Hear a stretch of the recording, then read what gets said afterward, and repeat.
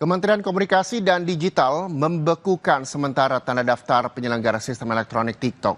Keputusan ini diambil karena TikTok dianggap tidak patuh memenuhi kewajiban sesuai peraturan perundang-undangan.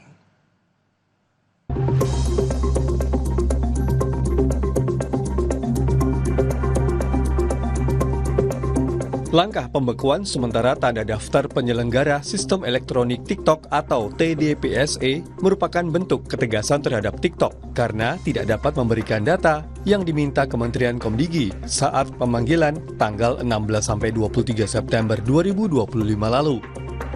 Pembekuan sementara tanda daftar penyelenggara sistem elektronik TikTok atau TDPSE merupakan bentuk pelindungan negara untuk menjamin keamanan masyarakat dari risiko penyalahgunaan teknologi digital. Komdigi sebelumnya telah mengajukan permintaan data atas dugaan monetisasi dari aktivitas siaran langsung atau live streaming yang terindikasi judi online saat periode unjuk rasa 25-30 Agustus 2025 lalu.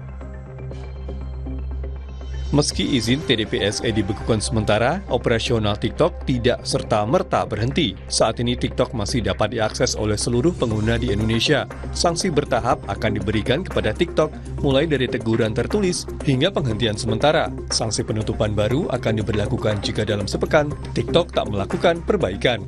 Seperti yang dikutip Kompas.com, merespons pembekuan izin sementara, pihak manajemen TikTok menghormati setiap regulasi yang berlaku di Indonesia dan siap bekerja sama dengan Kementerian Komunikasi dan Digital.